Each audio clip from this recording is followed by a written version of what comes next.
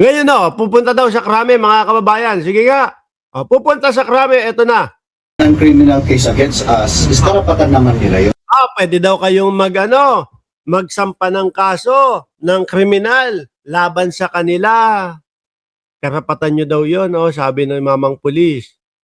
No? It is their right. Karapatan nila yon. Ngayon, doon sa paglabag na sinasabi nila, wala naman akong nakikita. Dahil unang-una is sila yung wala sa area. Ako, kayo naman pala yung wala sa area. Late siguro si Topacio. No?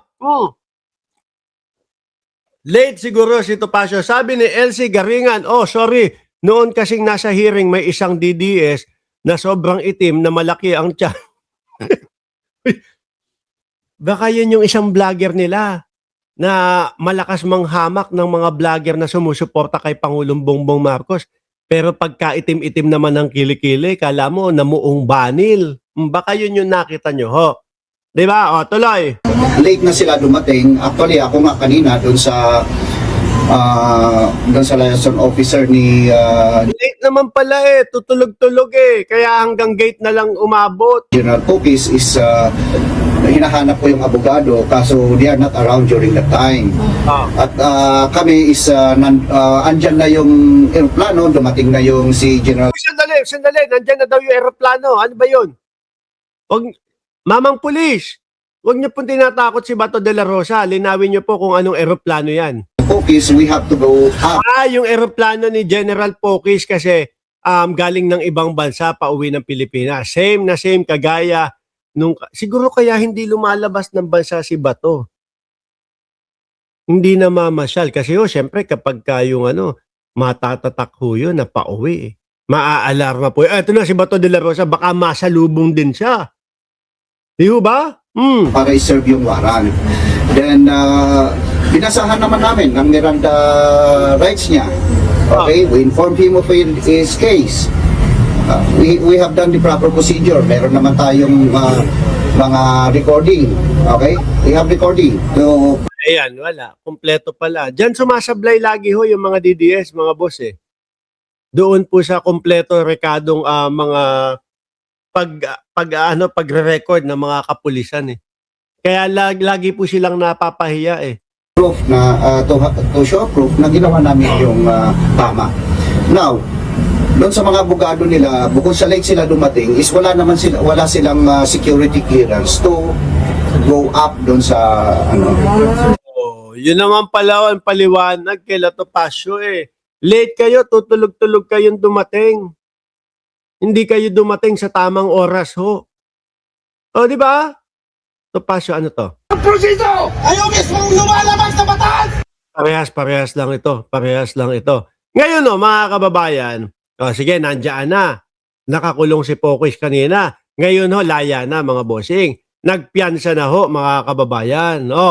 Nagpiyansa. Magkano? Sabi dito sa GMA, tingnan, hawak ni retired Major General Romeo Pokis ang release order na inisyu ng korte matapos siyang makapagpiyansa ng 48,000 para sa kasong sedition. Yan, sandali lang mga DDS.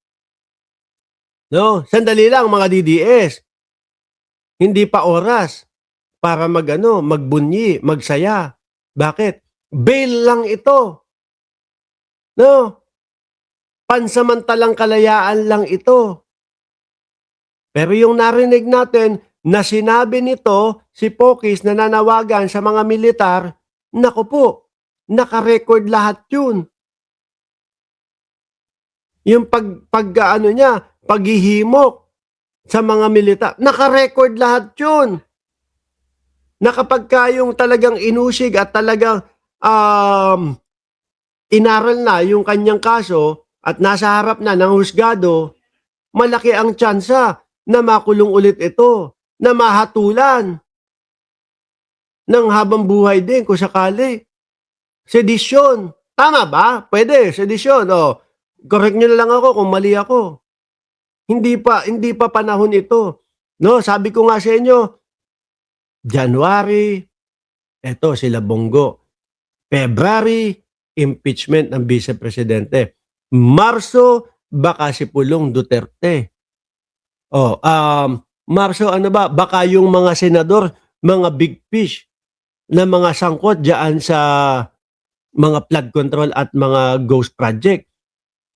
Marso, Abril, baka ano? Baka si Pulong Duterte. Mayo, baka po may magpantay hindi, wag na nating ituloy nga. Sabi ko nga, pero magpapaalam na ho ako at kailangan ko na magtrabaho, mga boss chief, amo, sir. Okay? Maraming salamat and God bless po sa ating lahat.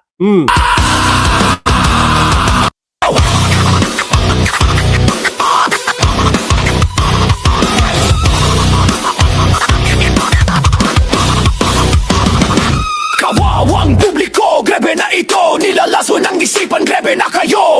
Kailangan wakasan ng katampalasan para mailigtas natin mamamayan. Mamameke ka ba? Birahin na yan. Utak ang kakaba? Birahin na yan. Kultong dedes? Birahin na yan. Birahin na yan. Birahin na yan. Walang takot, sino ka man. Basta para sa katotohanan. Eto na, handa ka na ba? Tabing gawan, dito na birahan. Walang takot, sino ka man. Basta para sa katotohanan. Eto na, handa ka na ba? Tabing gawan, dito na birahan. Dito na birahan. Dito na birahan. Yeah! O pinong malinaw at malupit, lalatay sa'yo na humahagupit. Mga hindi pilit pero totoo, kami ang gigiba sa inyong santo. Namameke ka ba? Birahin na yan. Utak-uga ka ba? Birahin na yan. Kultong dinis? Birahin na yan. Birahin na yan. Birahin na yan. Walang takot, sino ka man. Basta para sa katotohanan. Eto na, handa ka na ba? Tabim nga huwad, dito na birahan. Walang takot, sino ka man. Basta para sa katotohanan. Eto na, handa ka na ba? Tabim nga huwad, dito na birahan.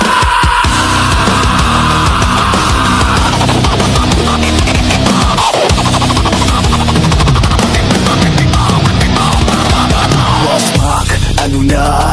Basta kero, ano na? Banat boy, Niolo. Wasmak ka na? Boss Mike, ano na? Basta kero, ano na? Banat boy, Niolo. Wasmak ka na? O pinong malinaw at malupit, lalatay sa'yo na humahagupit. Nga hindi piling pero totoo, kami ang gigiba sa inyong santo. Namameke ka ba? Birahin na yan. Utak nuga ka ba? Birahin na yan. Kultong dides? Birahin na yan. Birahin na yan. Birahin na yan. Walang takot, sino ka man. Basta para sa katotohanan. Ito na. Boss Mark, ano na? Boss Takeru, ano na? Banat boy, Niolo. Boss Mark, ano na? Boss Takeru, ano na? Banat boy, Niolo.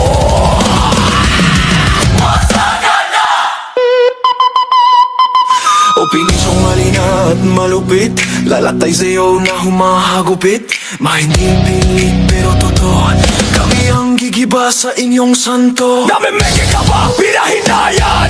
Utak-uga ka ba? Birahin na yan. Kultong dinis? Birahin na yan. Birahin na yan. Birahin na yan. Walang takot, sino ka man. Hey! Basta para sa katotohanan. Ito na, handa ka na ba? Tabim gawan, dito na binahan. Walang takot, sino ka man. Basta para sa katotohanan. Ito na, handa ka na ba? Tabim gawan, dito na birahan. Hey!